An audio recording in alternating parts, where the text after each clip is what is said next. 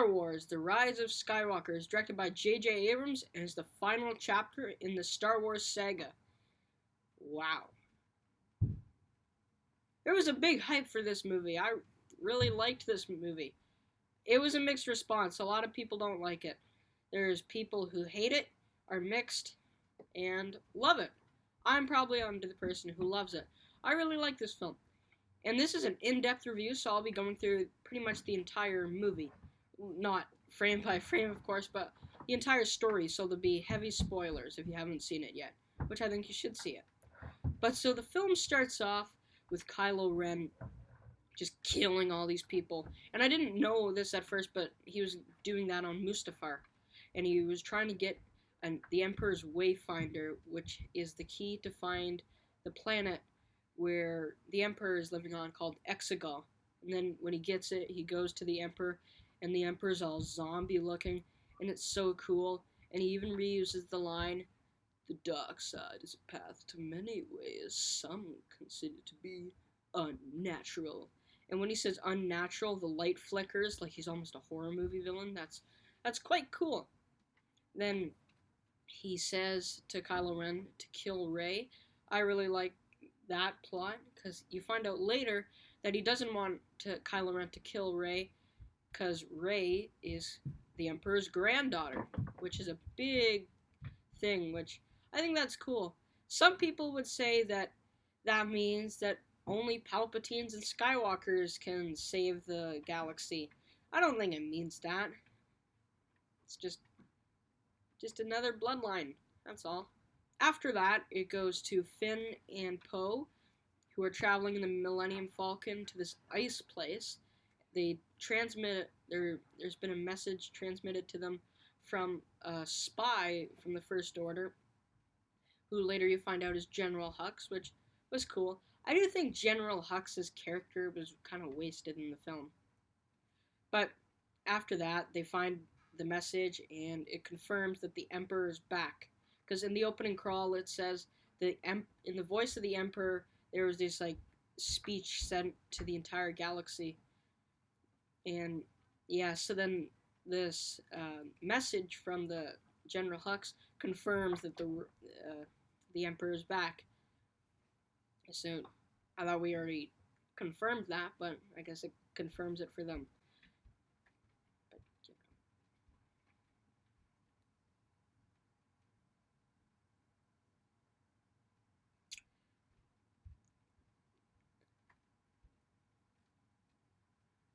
Then the Resistance finds out that the Emperor lives on a planet called Exegol, the planet of the Sith. So when Rey finds out that Palpatine's living on the planet Exegol, she knows that you need a Wayfinder to get there because it's said in one of Luke's books.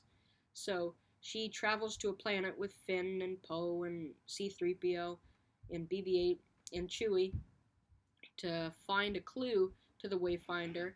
And then there you meet Lando Calrissian, which I think it was cool. I actually met Billy D. Williams once. That was nice. He seemed like a nice guy. Yeah. After that, Lando tells him that he and Luke were on a mission to find this clue on this planet. And they were after like a Jedi hunter, I think. I kind of forget. And they didn't find the clue. But so he tells them that his ship, like the Jedi hunter's ship, is out on the planet still. And then they go looking for it. Lando stays behind.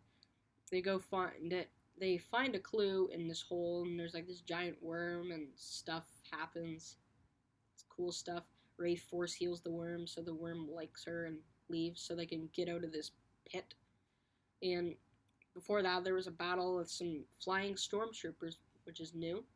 So they find the Jedi Hunter's dagger, which tells exactly where the Wayfinder is.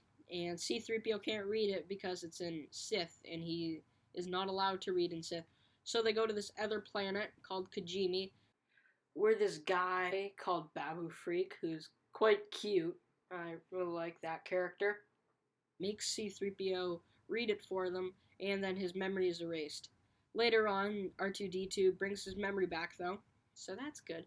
Then after that, they go to the planet that they were told to from C-3PO, and Rey finds out that the dagger points exactly where the Wayfinder is. So she goes there, and it's on the remains of the Death Star.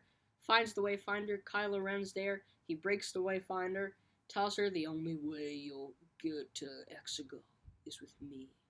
And then she screams at him, and stuff happens. They have a big sword fight, which is a pretty cool lightsaber fight. I liked that. After that, Rey goes to the island where Luke was in The Last Jedi, and she throws the Luke's lightsaber into the fire, where she crashed the TIE fighter that she stole from Kylo Ren to get there, and Luke catches it. A lot of people thought that was a shot at Rian Johnson, but I think that's just a character arc. In The Last Jedi, he didn't want to be a Jedi, and that's why he threw it away. And I think if Rey did throw the lightsaber into a fire at the end of The Last Jedi, his Force Ghost would have caught it in The Last Jedi. It's just a character arc. People have to know this. After that, Luke tells Rey that she still has the Wayfinder, and it's Kylo Ren's Wayfinder that he had from the beginning, and it was in the crashed TIE fighter, so she takes it to the TIE fighter. Luke raises up his old X-Wing, and Rey goes to Exegol. She has a big battle with Palpatine, and Palpatine attacks her with his Force lightning. Kylo Ren comes in and does cool stuff against the Knights of Ren, which I think the Knights of Ren could have been a bigger part in it. I think that they should have been... I think they were wasted in the movie. They're just kind of there.